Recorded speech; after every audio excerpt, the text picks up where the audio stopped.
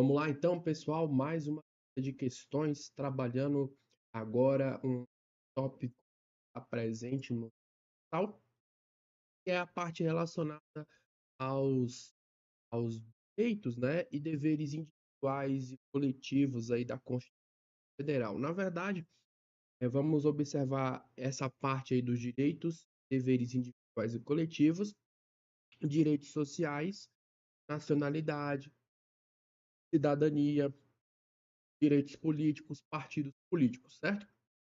E para e para esse nosso encontro aqui, o que que eu fiz, né? Eu sinceramente, eu sou 880, né? Eu sou muito radical nesse sentido de estudo, né? Então, eu fui, né? Eu peguei aí vários sites de questões, né, que existe para concurso público, filtrei de acordo com, de acordo com está ali sendo cobrado, né? No seu edital. E resolvi basicamente todas as questões, né? Todas as questões da banca que já foram cobrados em relação a esses assuntos. Então, tudo o que está lá no site de questões foi basicamente eu trouxe para cá para vocês. E é obviamente que a gente não vai ficar só resolvendo as questões, né? Feito maluco aqui. Vai pegar essas questões e por meio delas tentar entender o que a banca gosta de cobrar. Qual é a lógica da banca FGV em relação a esses assuntos, tá bom? Então, vou salvar aqui uma. Então, nós vamos trabalhar esse assunto, né?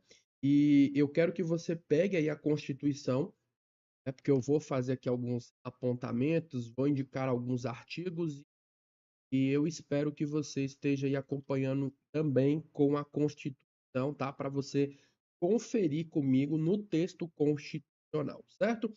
Então, a nossa lista aqui, a nossa primeira lista sobre direitos e deveres individuais, que é um assunto muito longo e é disparado o assunto aí mais cobrado, né? O tópico da Constituição mais cobrado pelas bancas, no modo geral, é esse, tá? Então, é, eu separei aqui em duas listas. Essa nossa primeira lista, ela contém 60 questões, tá? Nossa primeira lista contém 60 questões e a segunda lista contém 78, se não me falha a memória, tá? Então, galera, bora lá, vamos trabalhar, porque é coisa pra caramba, muita coisa. Eu não sei se eu vou dar conta de ler todos os itens, né? Todas as alternativas, porque é algo extremamente extenso, tá? Então eu peço desculpas qualquer coisa se eu não conseguir ler todas as questões. Mas você, né, que é aluno aqui do curso, você tem acesso ao material de apoio, tá? Então você provavelmente já deve ter resolvido todas essas questões antes de vir aqui no vídeo conferir essas respostas, certo? Então vamos lá, vamos lá. Primeira questão na tela, olha só. Questão de número 1. O Lucas, né? Bem característico aqui da banca, né? Só, peraí, deixa eu... Pronto.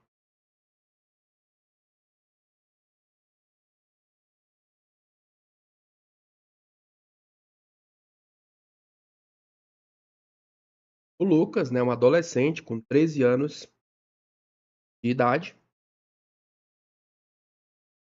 e devidamente matriculado na rede municipal de ensino, pretende, após as aulas matinais, exercer uma atividade laborativa para contribuir. Atividade laborativa.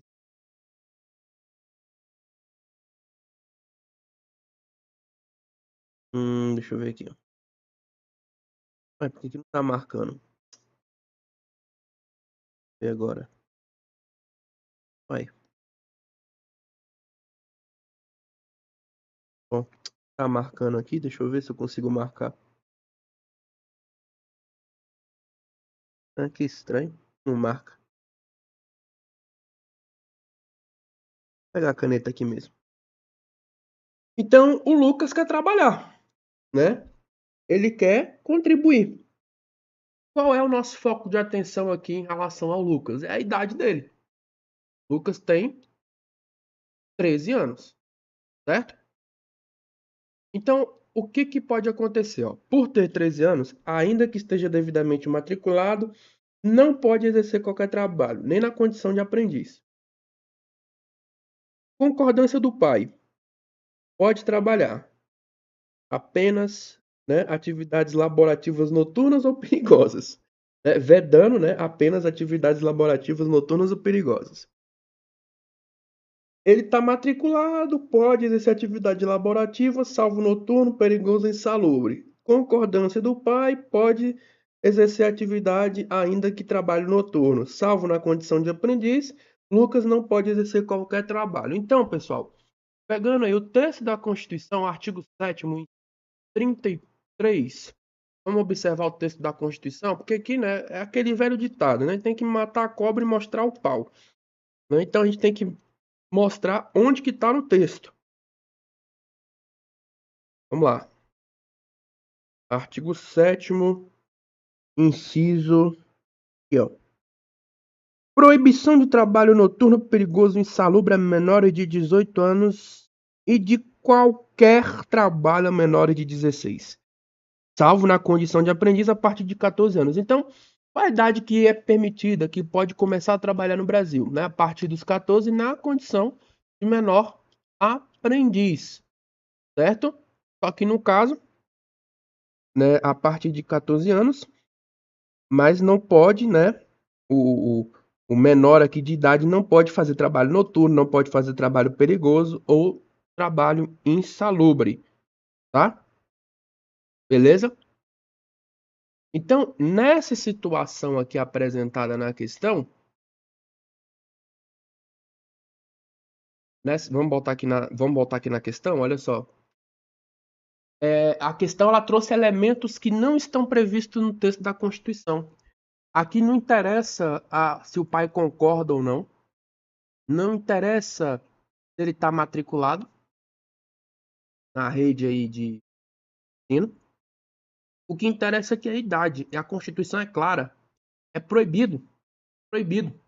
Então, Lucas tem 13 anos, ele não pode trabalhar, nem mesmo como aprendiz, tá? Então, gabarito, alternativa à letra A. Beleza? Vamos para a próxima.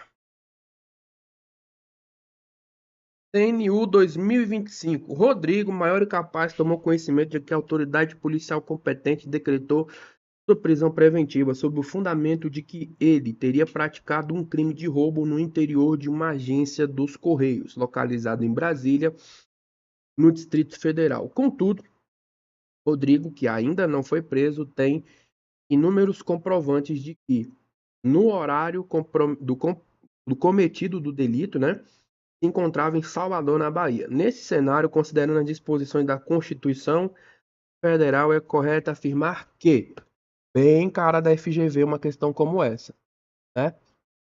Muito cara da FGV, tá? Então, olha só. O Rodrigo é maior e capaz, certo? Foi decretada a prisão, de que ele tinha praticado aí um crime de roubo, certo? Mas o Rodrigo ainda não foi preso. Tem inúmeros comprovantes de que no horário ele estava em outra localidade. Ele estava em Salvador, na Bahia, ele não estava em Brasília. Então, olha só, aqui sobre remédio constitucional, tá? A utilização do remédio habeas data por parte de Rodrigo, com o objetivo de combater a coação ilegal em sua liberdade de locomoção, é cabível ali após sua efetiva prisão. Mais uma vez trouxe aqui o habeas datas. Nessa daqui trouxe habeas corpus, mandado de segurança. Certo? Certo. Então vamos lá. A letra B, habeas data para sanar a situação ainda que não tenha sofrido uma coação ilegal. A letra C, é cabível já que Rodrigo está ameaçado de sofrer uma coação ilegal em sua liberdade de locomoção. Porque, como vocês bem observaram aqui no nosso enunciado, né? Ele não estava no local em que o crime aconteceu, então não teria como, né, não teria como ele ter praticado aquele crime. O habeas corpus não é cabível antes da efetiva prisão. E a letra E, ele impetra o mandado de segurança por estar ameaçado de sofrer uma coação ilegal em sua liberdade de locomoção. Então, o remédio cabível aqui não é habeas data, tem nada a ver o habeas data, e nem mandado de segurança. O remédio cabível é o habeas corpus, certo? E o habeas corpus, de acordo com o texto da Constituição, ele serve tanto para alguém que sofre, né, ou que acha que está ameaçado de sofrer uma violência, uma coação em sua liberdade de locomoção por ilegalidade ou abuso de poder.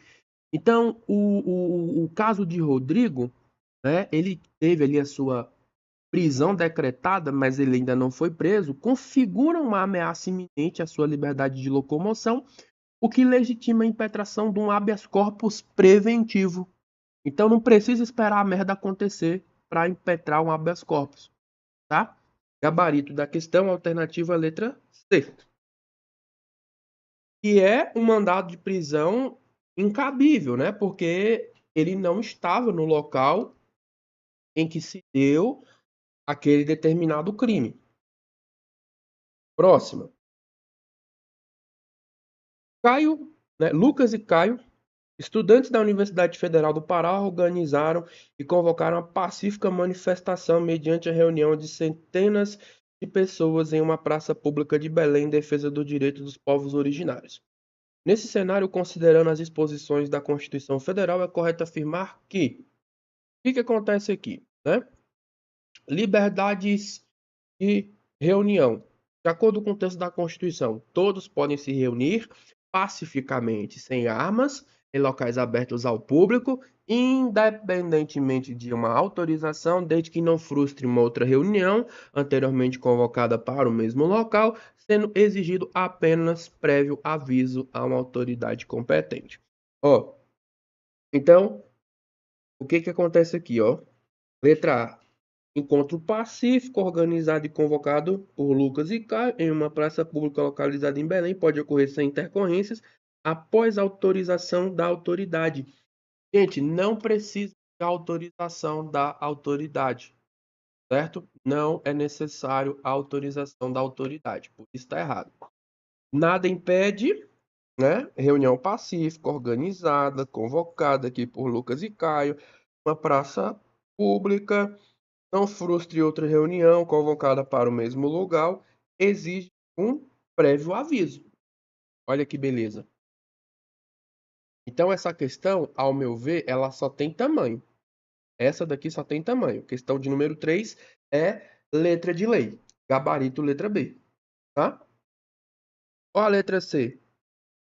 Ó, deverá ser realizada em um final de semana ou feriado. Não tem essa condição. Tá? Poderá ocorrer em praça pública, independentemente de prévio aviso, não. Tem que ter o aviso prévio. Reunião pacífica que não precisa autorização. Reunião pacífica organizada por Lucas e Caio pode ocorrer em praça pública desde que haja a autorização da administração. Não, não é necessário uma autorização, tá? É só o prévio aviso, ok? Então, o nosso gabarito, alternativa, letra B de bola.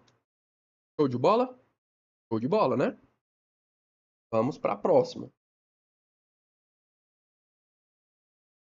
Questão de número 4, mais uma do CNU, né? CNU botou para lascar. Botou para lascar aqui nas questões.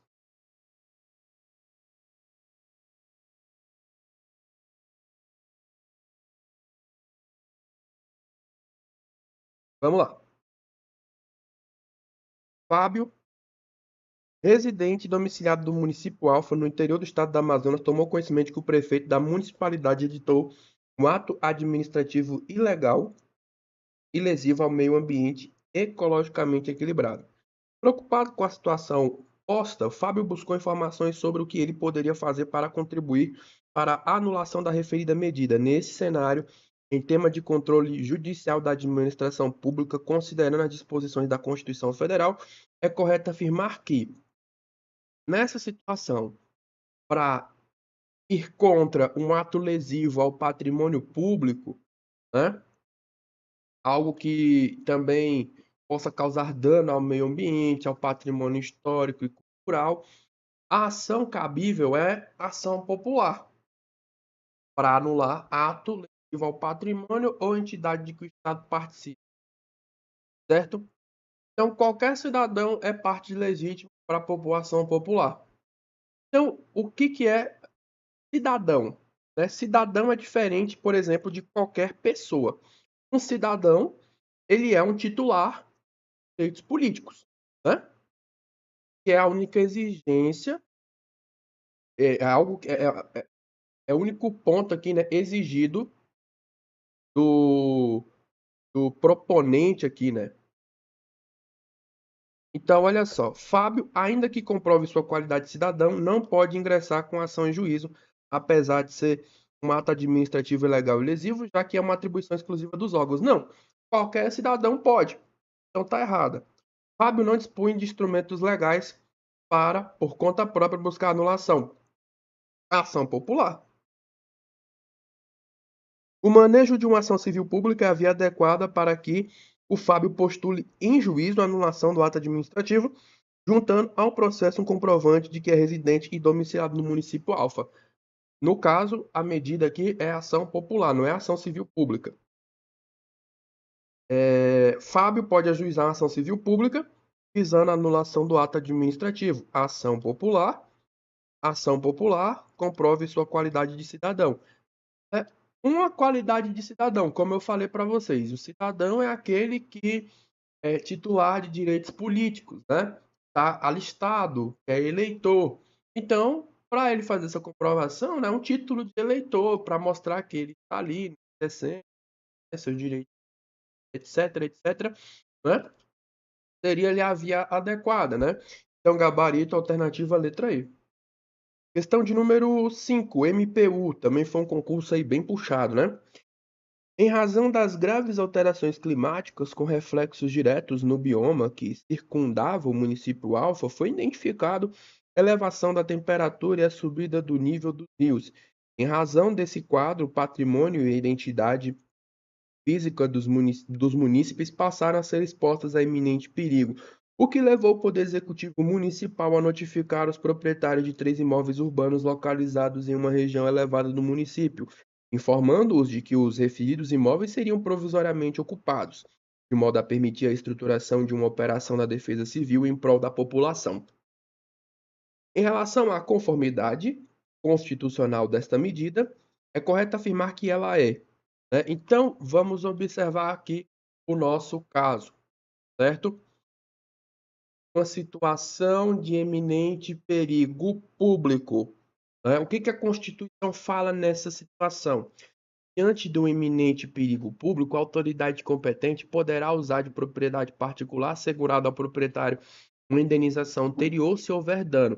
A situação de iminente perigo decorrente ali de desastres ambientais justifica a limitação temporária do direito de propriedade pela administração, né? Ali no caso foi feita uma requisição administrativa que gera o dever de indenizar apenas se houver um dano e somente após a ocorrência do dano. E no caso é indenização ulterior. Então, é ilícito? Não, é permitido na Constituição. Não é ilícito. É lícito sendo assegurado indenização posterior, considerando que o interesse público sempre prepondera sobre o privado, o que afasta o dever de indenizar. Não, porque se houver danos ao patrimônio, tem a obrigação de fazer a indenização, tá? Então, por isso, o gabarito dessa nossa questão é o gabarito alternativa letra B. Me diz aí depois o que você acha dessas questões, o que você está achando, tá difícil, tá fácil, né? Eu sei que a FGV é um desafio para todo mundo, para quem estuda, para quem dá aula, não é uma banca fácil de lidar. Mas nós estamos aqui justamente para treinar e tirar esse medo da banca, tá bom? 3 amigas, todas residentes no território brasileiro, almejavam saber se possuíam direitos fundamentais. Na perspectiva constitucional, Ingrid tem nacionalidade alemã. Joana é espanhola naturalizada brasileira e Maria é brasileira nata, certo? Após analisarem a Constituição, as três amigas concluíram corretamente que. Então, bora lá. Bora lá nesse item aqui, muita calma, né?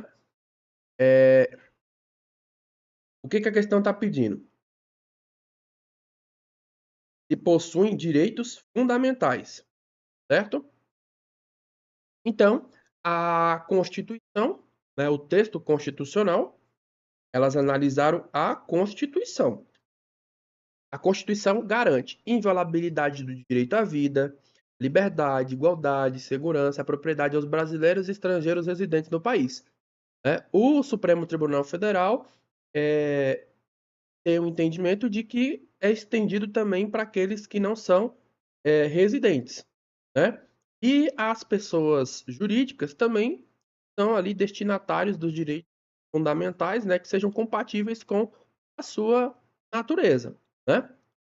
Então, olha só, nessa situação, Ingrid, uma estrangeira residente, Joana e Maria, brasileiras, certo?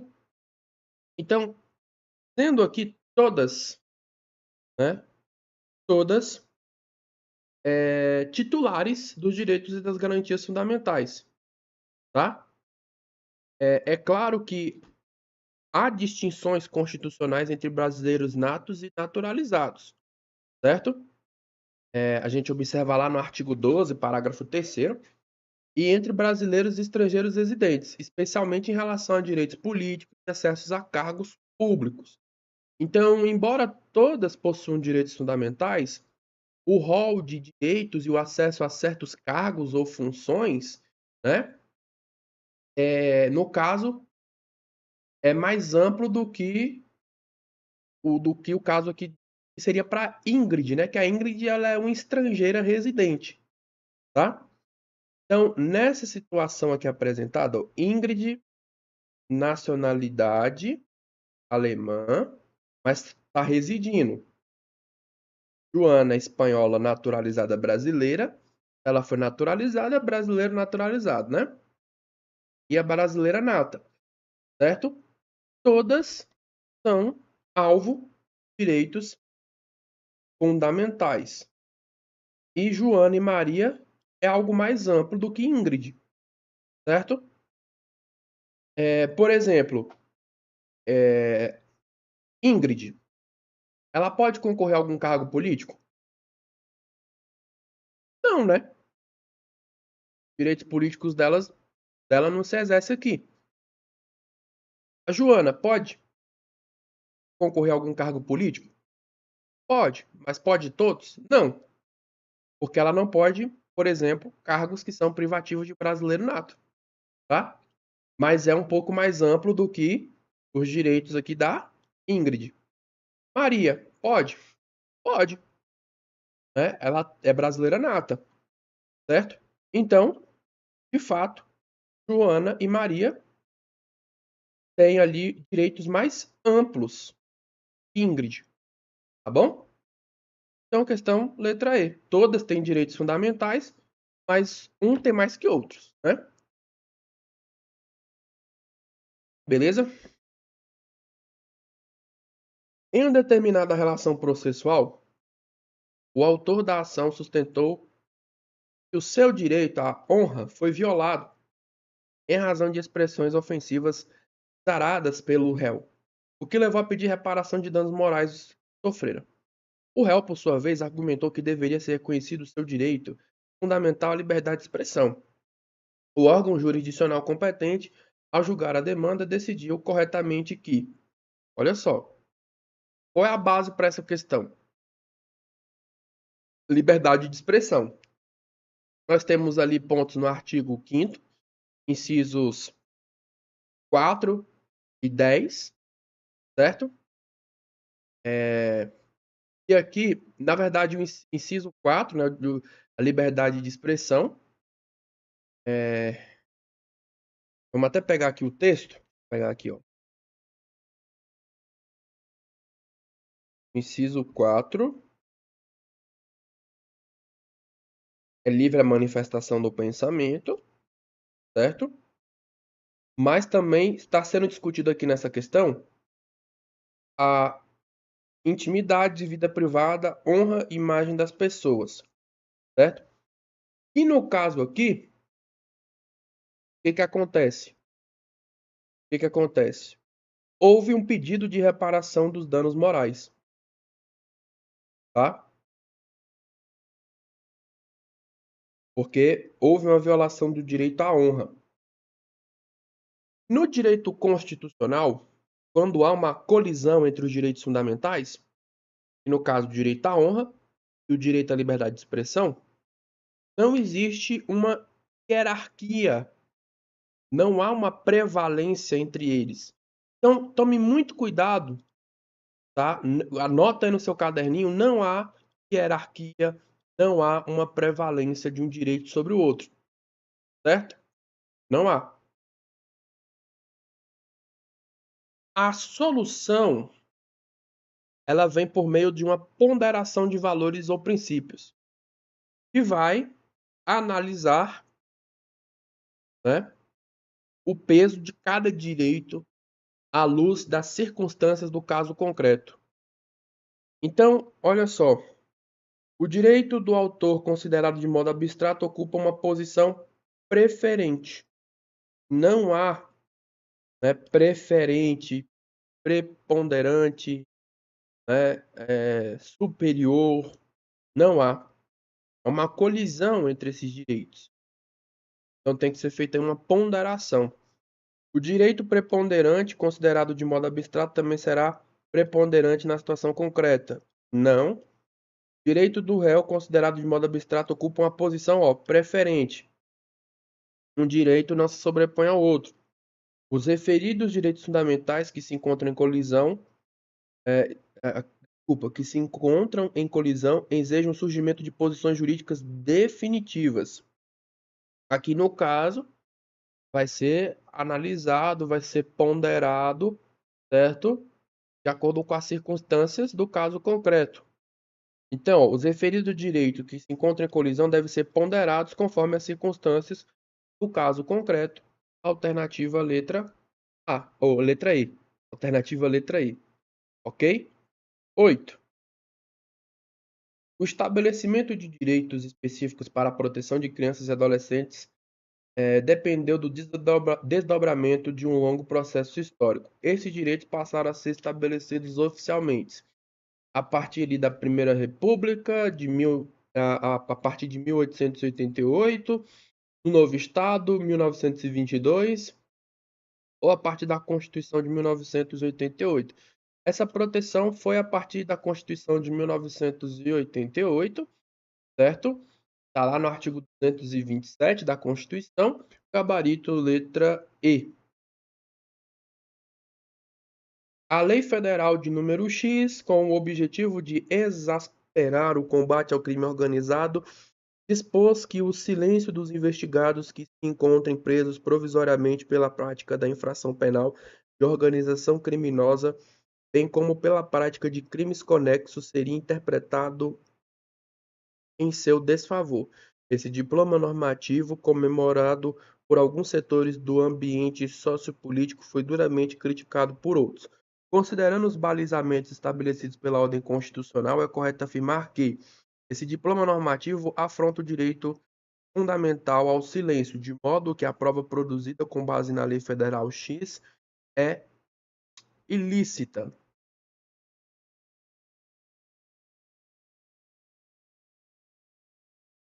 O que que diz aqui a alternativa? Ó?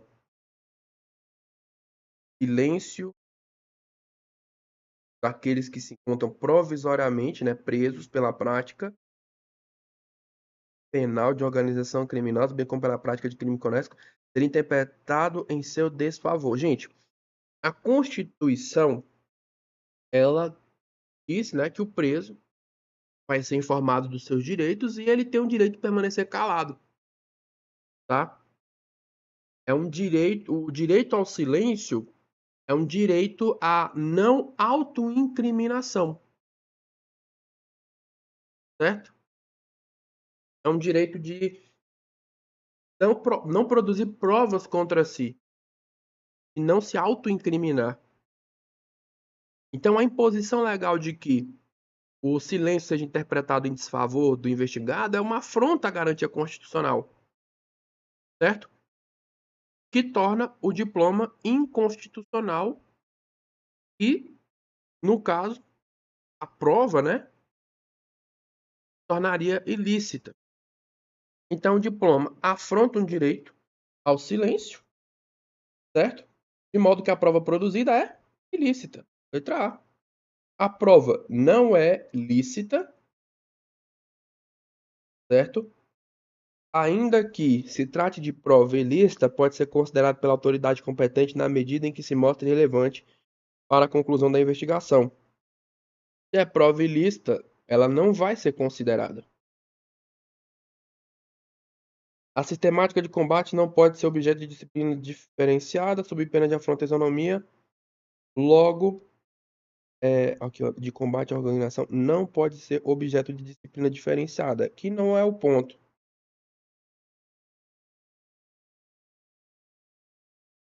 Silêncio enquanto projeção da personalidade individual não é matéria, afeta padrões normativos, mas meras circunstâncias fáticas e pode ser avaliado conforme a lei, logo, não é constitucional. Então, gabarito, letra A. Questão de número 10.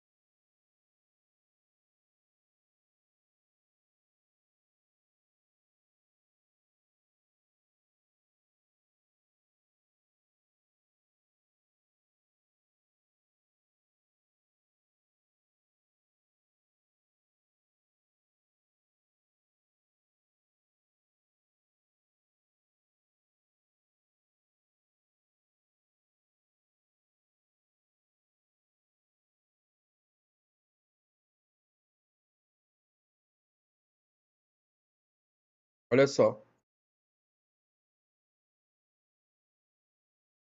Questão de número 10. De acordo com a lei federal de número X, a generalidade das pessoas maiores e capazes que se encontrem no pleno gozo dos direitos políticos deveria participar de determinada atividade de interesse coletivo desenvolvido pelas estruturas estatais de poder. A participação ocorreria mediante convocação em caráter gratuito. Jonas foi convocado com base nesse diploma normativo, mas se sentiu extremamente desconfortável em atuar, pois a atividade a ser desenvolvida era francamente contrária à convicção política. Na situação descrita, consoante a ordem constitucional, é correto afirmar que Jonas, olha só, a questão, ela está falando aqui, né, é algo que está no artigo 5º, certo? Cadê aqui, ó?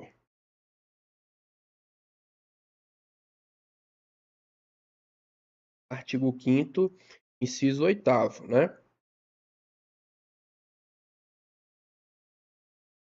E no caso, ninguém será privado de direitos por motivo de crença religiosa ou de convicção filosófica ou política, salvo se as invocar para eximir-se de uma obrigação legal a todos imposta e recusar-se a cumprir a prestação alternativa fixada em lei, certo?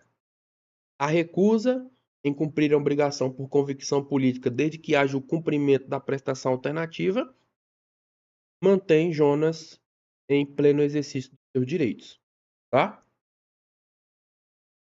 Então, praticará crime inafiançável se não cumprir a obrigação legal a todos impostas. Não. Não pode se eximir em nenhuma hipótese de cumprir obrigação legal a todos impostas. Também não bate com o texto da Constituição. Está em harmonia com a juridicidade caso cumpra a prestação alternativa fixada em lei, né? Letra C. Letra C. Tá?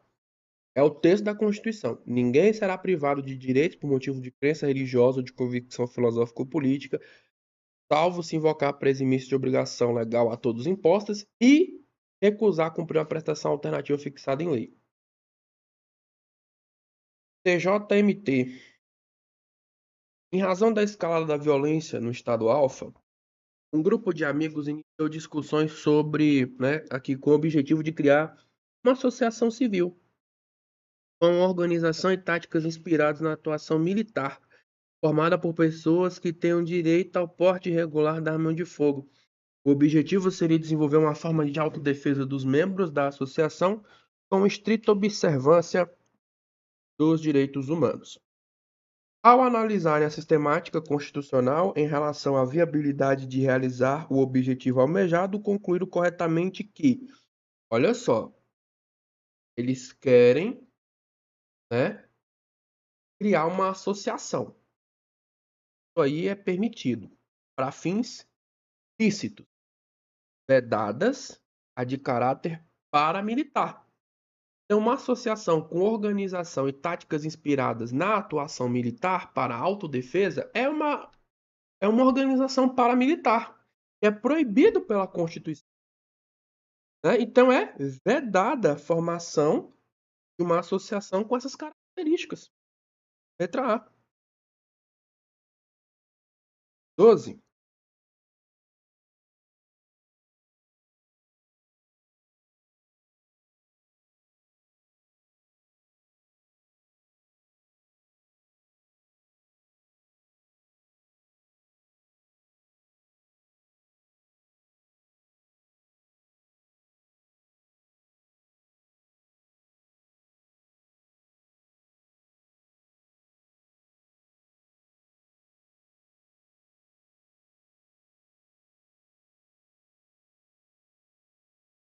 Olha aqui a questão 12. Anne, de nacionalidade originária russa, se naturalizou brasileira.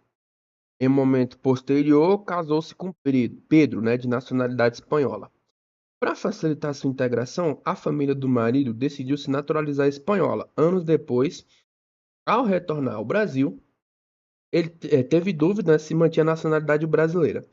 Após consultar a sistemática, né, constitucional, Anne concluiu corretamente que, ó, que confusão danada que eles fizeram aqui, né? Vamos lá.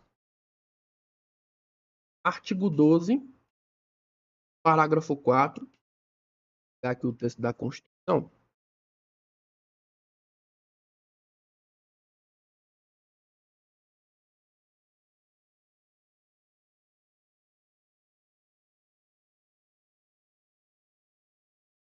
Artigo 12, parágrafo 4, primeiro.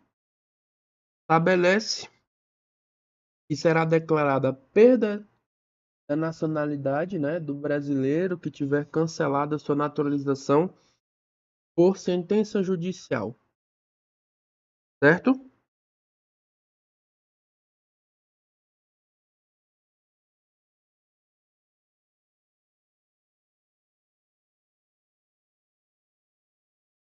E aqui, na situação, fizer um pedido expresso de perda de nacionalidade perante a autoridade brasileira competente,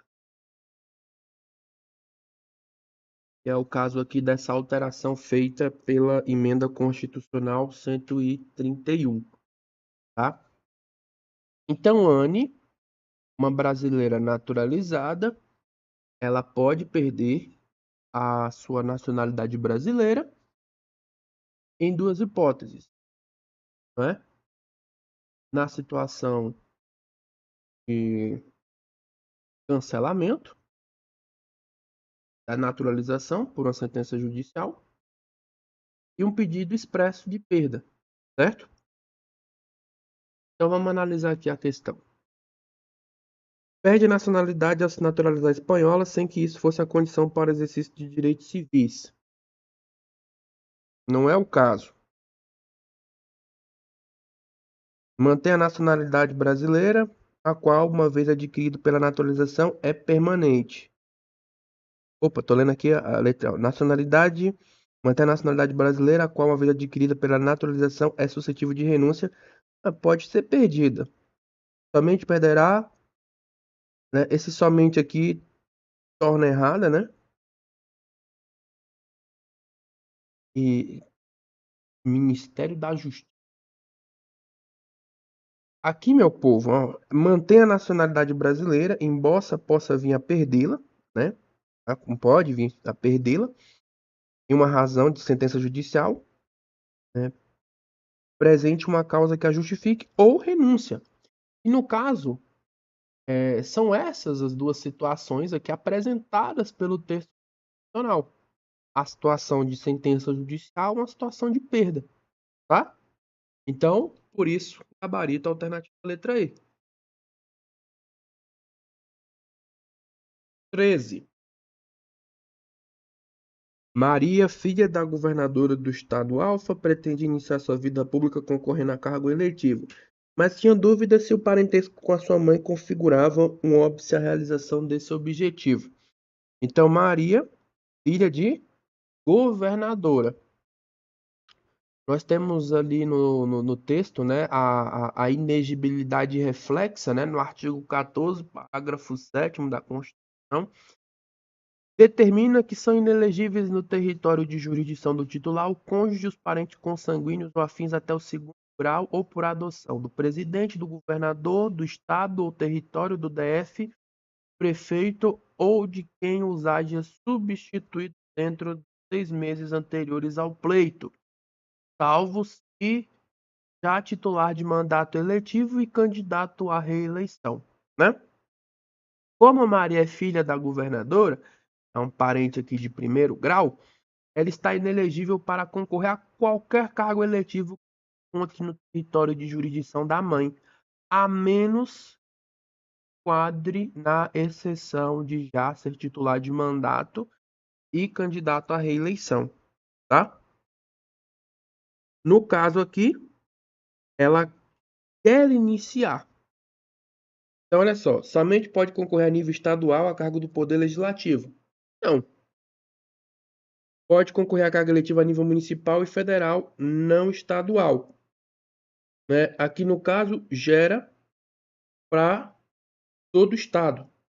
Ela não poderia aqui, nessa situação, estar inelegível para concorrer a qualquer cargo eletivo no curso do mandato de sua mãe. Está inelegível para concorrer a qualquer cargo eletivo no âmbito de jurisdição de sua mãe.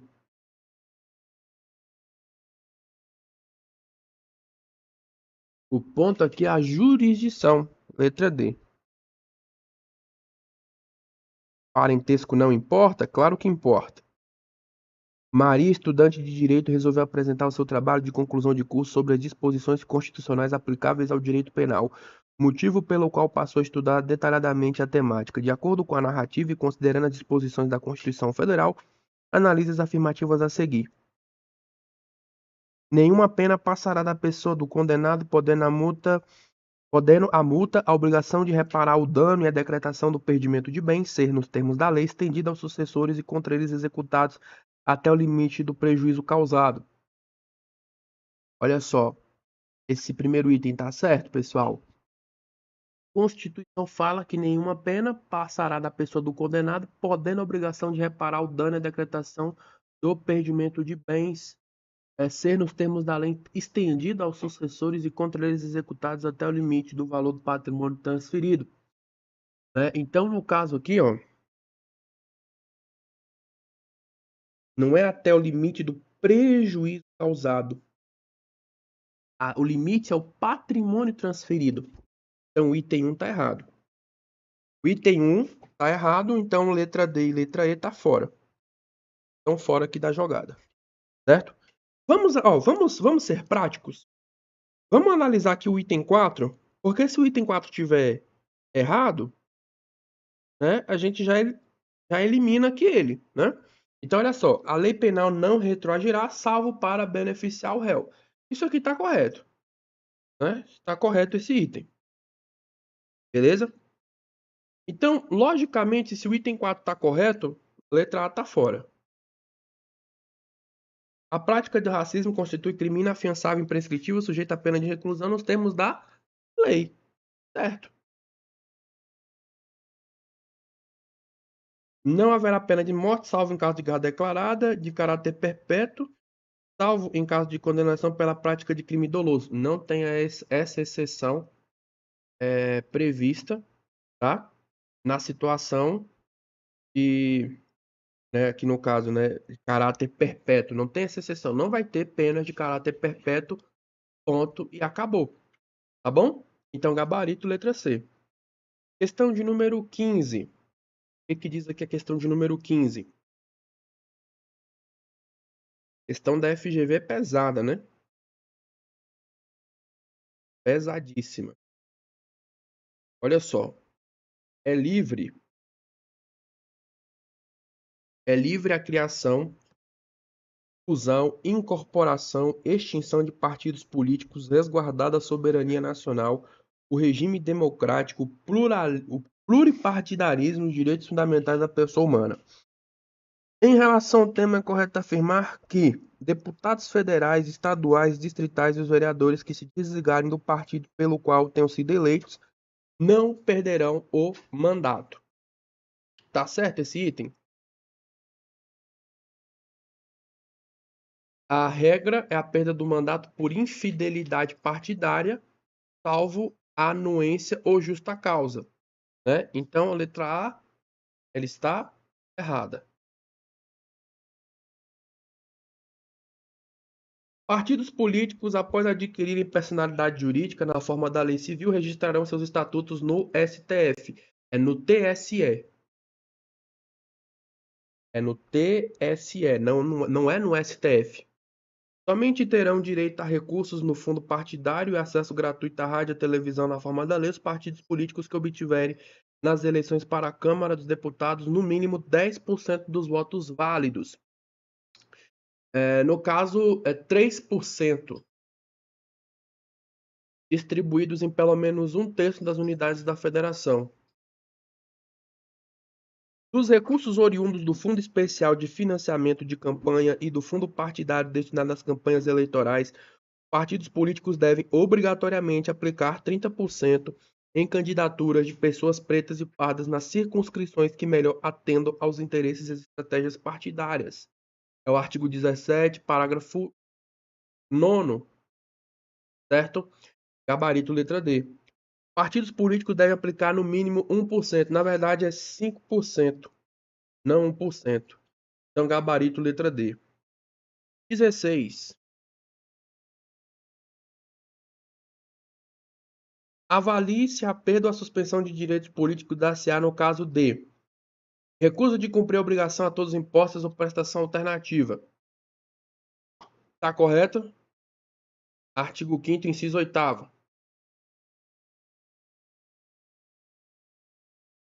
Cancelamento da naturalização por sentença judicial transitada em julgado. Incapacidade civil provisória.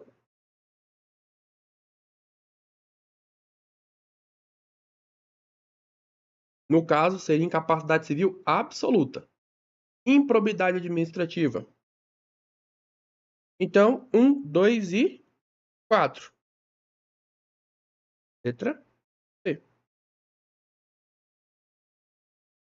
Avalie se são condições de elegibilidade na forma da lei. Condições de elegibilidade: nacionalidade brasileira, pleno exercício dos direitos políticos, alistamento eleitoral, o domicílio eleitoral na circunscrição, filiação partidária e a idade mínima. Tá? Filiação partidária, ok. Idade mínima de 21 anos para vereador é de 18, tá errado. O pleno exercício dos direitos políticos, tá correto. Alistamento eleitoral, correto. Então, 1, 3, 4, letra B. Avalie se os direitos sociais, né, na forma da Constituição inclui transporte, lazer, segurança, proteção à infância, proteção ao meio ambiente. Conforme o artigo 6º da Constituição, né, todos os itens aqui, todos os itens não, desculpa, né, que no caso proteção ao meio ambiente não está listado. Então é 1, 2, 3 e 4, né? 1, 2, 3 e 4. Então, a alternativa é a letra C.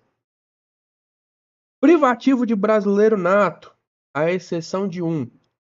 Gente, é o tipo da questão que você tem que chegar na prova sabendo, tá? Quais são os cargos privativos de brasileiro nato? Acompanha aqui comigo. Olha só: presidente, vice-presidente, presidente da Câmara, presidente do Senado, ministros do STF, ministro de Estado da Defesa, oficiais, Forças Armadas, carreiras diplomáticas. São esses os cargos privativos de brasileiro nato, certo? Então, olha só: presidente e vice-presidente da República é privativo? É privativo. Nós queremos o que não é. Presidente da Câmara? É. Presidente do Senado? É.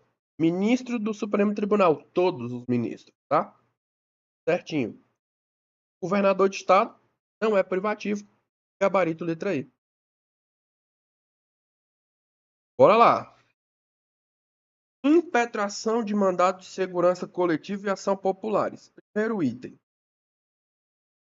A ação popular é uma ação constitucional posta à disposição de qualquer cidadão, seja brasileiro nato ou naturalizado, e no gozo dos seus direitos políticos. Visa a invalidar ato lesivo ao patrimônio público ou de entidade de que o Estado participe, a moralidade administrativa, meio ambiente e ao patrimônio histórico-cultural.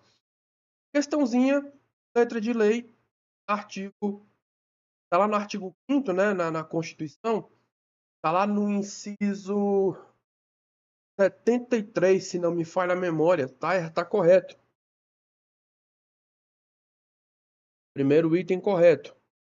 Mandado de segurança é um instrumento jurídico cuja finalidade é proteger direito líquido e certo, ou seja, provado por documentos que tenham sido violados por ato ilegal, abusivo de autoridade pública ou de agente de pessoa jurídica no exercício de atribuições do poder público, galera. Questão correta. A situação em que se concede mandado de segurança, tá? Aqui a questão ela trouxe entendimentos do texto da Constituição, mas também aspectos da jurisprudência. Tá certa a questão, tá? Ó, item 1 e item 2 estão corretos aqui até o momento. Se eles estão corretos, letra C está errada, letra B está errada, letra A está errada. Agora vamos aqui. O direito de requerer mandado de segurança extinguirá decorrer de 360 dias contados da ciência pelo interessado do ato impugnado. Por outro lado, a ação popular prescreve em 10 anos, tendo como termo a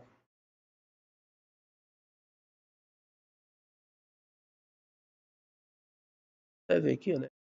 Tendo como termo a qual da caso, deixa eu ver se eu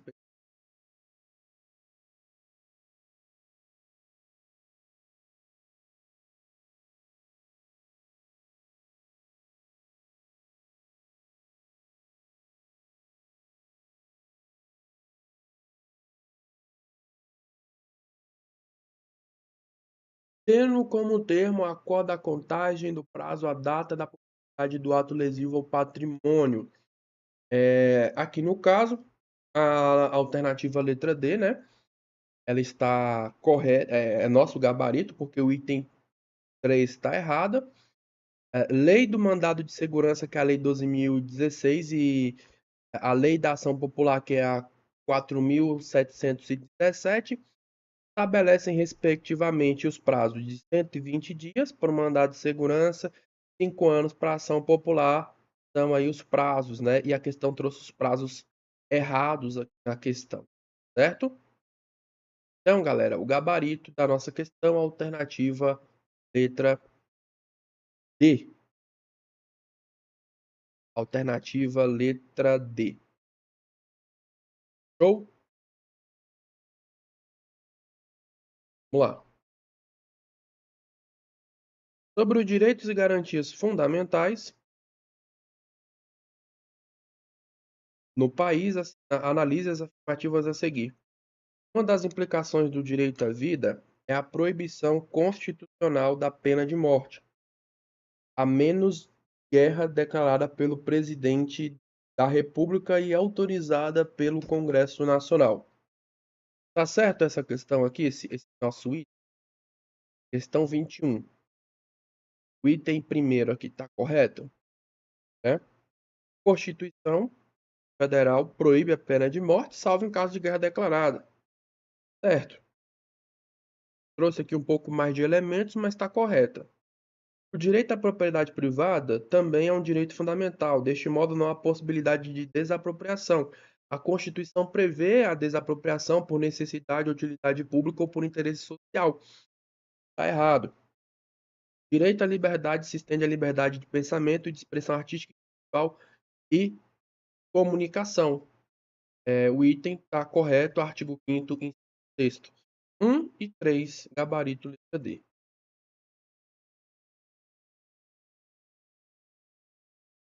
Na Constituição de 88, a cidadania é tratada como um dos pilares do Estado Democrático de Direito, assegurando a todos os brasileiros o direito pleno de seus direitos, e ao mesmo tempo em que reforça a importância do engajamento cívico e o cumprimento das obrigações como parte integrante da convivência democrática.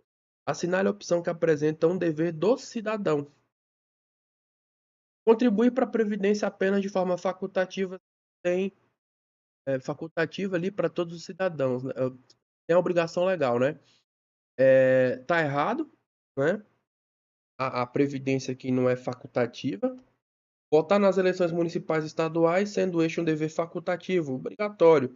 Participar obrigatoriamente de movimentos sociais e políticos de forma ativa. Aí, no caso, é facultativo, né? Respeitar as leis somente quando elas se alinharem aos interesses pessoais e ideológicos. Não. Respeitar a lei, né? Independentemente da, da, do alinhamento aqui, né?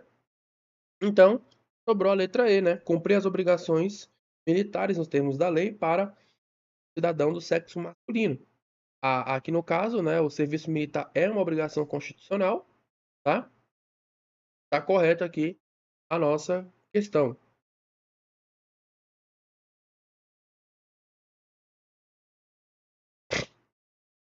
Cidadania é um conjunto de direitos e deveres que permite uma pessoa participar ativamente da vida política, econômica, social e cultural do seu país. Assinale a opção que apresenta um direito fundamental assegurado aos cidadãos brasileiros na Constituição de 1988. O direito à propriedade privada e restrita tem possibilidade de desapropriação pelo Estado. Nós já vimos em uma questão anterior que é possível a desapropriação, né? Então, está errado.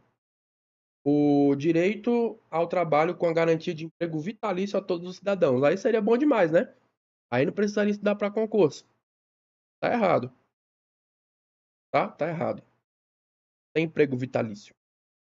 O direito de voto facultativo para maiores de 16 é obrigatório para os maiores de 18 e menores de 70, né? Que no caso é o artigo 4 aí, se não me engano, parágrafo 1º, incisos 1 e 2. Obrigatório para maior de 18, facultativo para os analfabetos, os maiores de 70, os maiores de 16 e menores de 18 anos. Item, letra C, é o nosso gabarito. Né? Apenas pelo Poder Executivo, né? Errado aqui, não se limita. O direito à educação exclusivo para cidadão que comprova a situação econômica desfavorável. Completamente errado. A educação é um direito de todos, tá? Educação é um direito aí garantido a todos, certo? Independentemente de renda comprovada. Questão 24, cobrada aqui no questão do TRF da primeira região. Alan, com 19 anos de idade, iniciou o serviço militar obrigatório e almejava concorrer a um cargo eletivo de vereador no município Alfa na eleição a ser realizada no fim daquele mesmo ano, antes, portanto, do término do serviço militar. Ao analisar a Constituição, Alan concluiu corretamente que, né, em relação à idade, né, qual é a idade para se tornar vereador? Idade mínima de 18 anos, certo? Essa é a condição. Alan tinha 19 anos, satisfaz esse requisito, tá? Alan está no serviço militar obrigatório, então o Alan é conscrito. Não pode alistar como eleitor estrangeiros e durante o período do serviço militar obrigatório os conscritos. Então, Alan é conscrito. Então, ele está impedido de se alistar como eleitor, certo? O alistamento eleitoral é uma condição de elegibilidade, certo, pessoal? Então, nesse caso aqui, a condição de conscrito impede o alistamento eleitoral, que torna inalistável e, consequentemente, o impede de votar e de ser votado. Então, o gabarito da nossa questão, como não pode estar alistado, não tem direito político, em que impede de votar ou de concorrer na eleição. 25. Martin, né? Martin, de nacionalidade alemã, era casado com Joana, de nacionalidade brasileira. O casal morava na Alemanha e no último ano Martin faleceu, deixando um testamento, mas não parentes. Deixou imóveis nos territórios alemão e brasileiro, certo? A sucessão do imóvel deixado por Martin no território brasileiro será regida. Aqui está tratando do artigo 5º, inciso 31. A sucessão de bens de estrangeiros situados no país será regulado pela lei brasileira em benefício do cônjuge ou dos filhos brasileiros, sempre que não lhe seja mais favorável a lei pessoal do decujus. Joana é cônjuge brasileira do falecido. A regra visa proteger o cônjuge e os filhos, aplicando a lei que lhe for mais benéfica, tá? Então, o que melhor aplica aqui, não necessariamente a lei alemã, não necessariamente a lei brasileira, não necessariamente a lei indicada, certo? É a lei mais favorável. Então, pela lei brasileira, desde que a alemã não seja mais favorável a Joana. 26. Em relação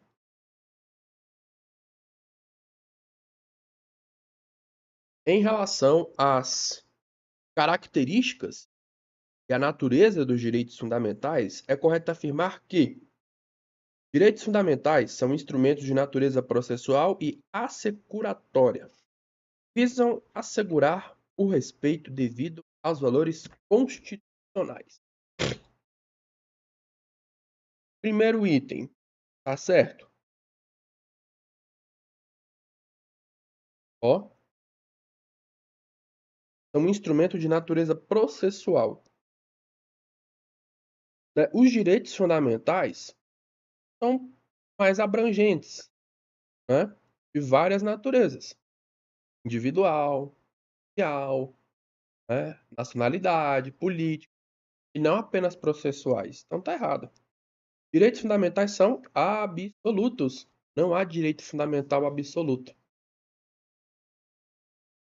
Direitos fundamentais incidem também na relação entre cidadão e não apenas na relação com o Estado. O direito fundamental incide não apenas na relação entre indivíduo e o Estado, né, que no caso seria a eficácia vertical, mas também nas relações privadas na eficácia horizontal. Certinho. Indivisibilidade dos direitos fundamentais significa que eles não podem ser objeto de operação de venda, troca, empréstimo ou doação. Indivisibilidade se refere à inter-relação e à complementariedade entre as diversas dimensões dos direitos, e não à sua comerciabilidade, né? Os direitos fundamentais no Brasil são garantidos aos brasileiros e aos estrangeiros residentes no país, não se aplicando a estrangeiros não residentes. No caso, pessoal, a própria Constituição ela garante, né, os direitos aos brasileiros e estrangeiros residentes no país, mas a doutrina, a jurisprudência majoritária estende a aplicação ali de vários direitos, né, a estrangeiros não residentes que estejam de passagem no território nacional. Então, o item está incorreto. 24 ou 24 a 27. Então, 27. Olha só. A Constituição de 1988 disciplina a forma de internalização dos tratados internacionais de direitos humanos. Sobre essa temática, assinale verdadeiro ou falso. Tratados e as convenções internacionais sobre direitos humanos, que forem aprovados em cada casa no Congresso Nacional, em 2 turnos por 3/5 dos votos dos respectivos membros, serão serão equivalentes às emendas constitucionais. Tá verdadeiro esse nosso primeiro item? Tá verdadeiro. Artigo 5º, parágrafo 3º da nossa Constituição. Certíssimo, verdadeiro, primeiro item. Os direitos e as garantias expressos nessa Constituição não excluem outros decorrentes do regime e dos princípios por ela adotado, ou dos tratados internacionais em que a República Federativa do Brasil seja parte. Artigo 5º, parágrafo 2º, também verdadeiro. Normas definidoras dos direitos e garantias fundamentais precisam ser regulamentadas por lei ordinárias para ter aplicabilidade no caso concreto. No caso, normas definidoras dos direitos e garantias fundamentais têm aplicação imediata. Então, não precisa de regulamentação por lei ordinária para ser aplicável. Artigo 5º, parágrafo 1º. Então, verdadeiro, verdadeiro ou falso, gabarito letra D. 28. Artigo 5º aí da Constituição apresenta um rol de direitos individuais e coletivos.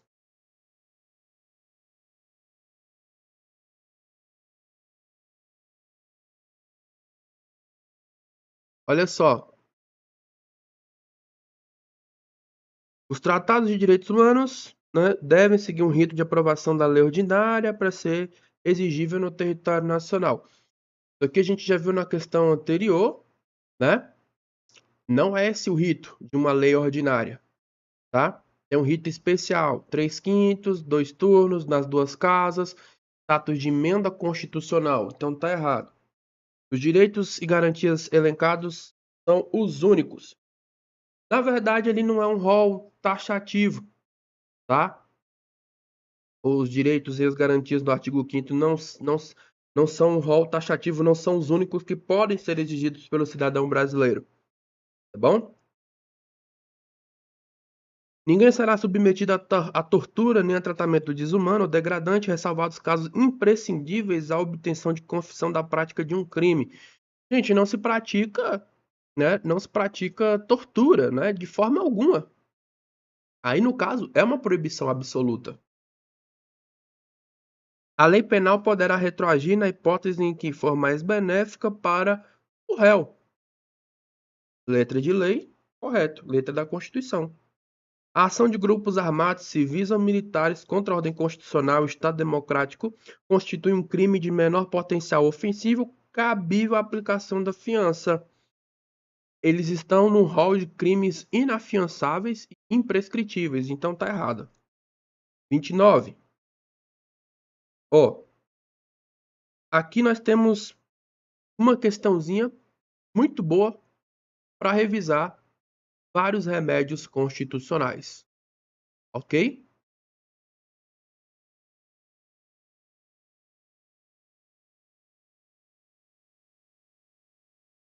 Só tomar uma água aqui, né, pessoal? Porque pesada aqui essas questões, né? Haja garganta. Então, olha só. Aqui está falando sobre a ação popular, tá? Eu vou dar a referência para você e aí depois você confere no texto da Constituição, certo? Aqui é o inciso 73. Reprodução literal da Constituição. Tá correto, tá? Habeas corpus para assegurar informações é habeas data. É o inciso 72. Habeas corpus, não. Tá errado. Mandado de segurança.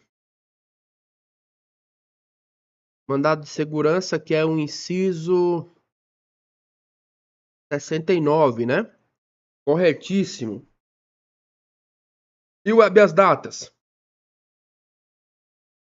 Aqui, no caso, para alguém, né, sofrer ou se achar ameaçado de sofrer violência. Habeas corpus. Então, houve essa inversão entre o habeas datas e o habeas corpus. Ok? Então, estão corretos quais os itens? 1 e item 3. 1 e 3, letra D. Questão de número 30. De acordo com a Constituição, ao tratar dos direitos e deveres individuais e coletivos, todos são iguais perante a lei, sem distinção de qualquer natureza, garantindo-se aos brasileiros e aos estrangeiros residentes no país inviolabilidade do direito à vida, liberdade, igualdade, segurança e propriedade. Considerando as disposições da Constituição sobre os direitos, é incorreto afirmar: ninguém será privado de direitos por motivo de crença religiosa ou de convicção filosófica ou política, salvo se invocar para eximir-se de obrigação legal a todos impostos e recusar-se a cumprir a prestação alternativa fixada em lei. Está correto. Está literalmente o texto da lei. Todos podem reunir-se pacificamente, sem armas, em locais abertos ao público, desde que não frustrem outra reunião que foi anteriormente convocada, exigindo apenas a prévia autorização da autoridade. Gente, não é autorização, tá? Um aviso prévio, mas autorização não. Então achamos a nossa resposta e, né, a banca quer que você pegue aí o que está errado. Bom, ela quer o dispositivo da Constituição que foi colocado de forma errada. Show? Pessoal, então vamos fazer uma pausa, né? Nossa lista aqui é grande, olha o tanto de, né, o tanto que a gente ficou aqui resolvendo as questões. Dei a referência para você de basicamente todos os para que você possa depois consultar, né? Você tem que depois consultar esses aí na sua prova com tranquilidade, certo? E no caso, né, pessoal, eu preparei um resumo também a respeito desse tópico aí do edital para você dar uma lida, também para você dar uma complementada nos seus estudos, né? Inclusive, deixa eu até mostrar aqui para vocês esse resumo. Olha só,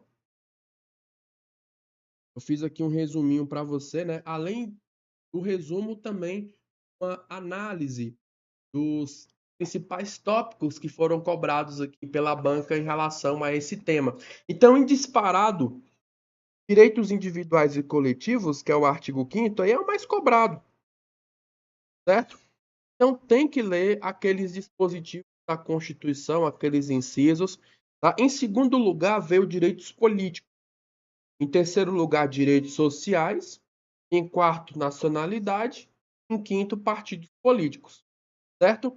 Então, eu coloquei aqui um resumo para você, ó, um resumo relacionado aqui aos remédios constitucionais, certo? As garantias penais e processuais, extradição e retroatividade da lei penal, inviolabilidade do domicílio, com destaque aqui nas palavrinhas, né?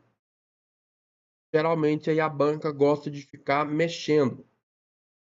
Direitos sociais, nacionalidade, cidadania e direitos políticos.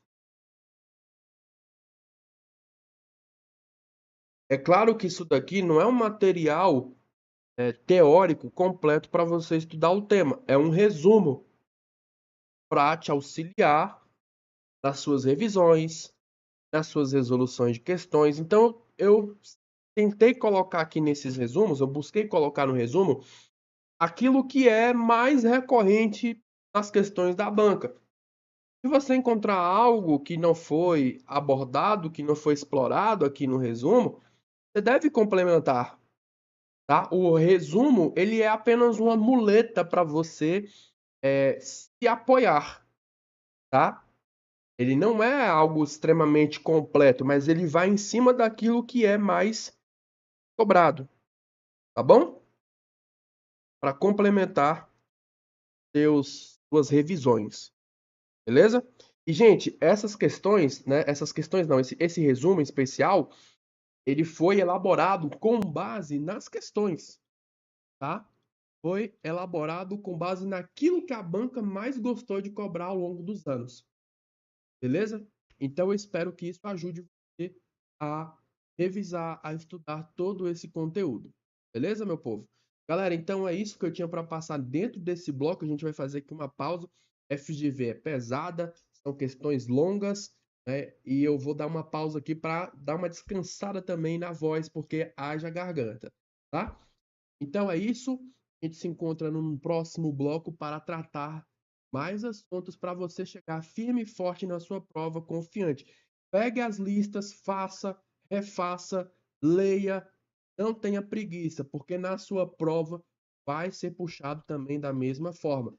Então, o candidato que quer estar preparado para passar no concurso da FGV não pode ter preguiça de ler, não pode ter preguiça de analisar a questão, não é aprovado, tá bom? Então, vamos para o nosso intervalo e a gente volta no próximo bloco para tratar de outros assuntos. Tchau, tchau.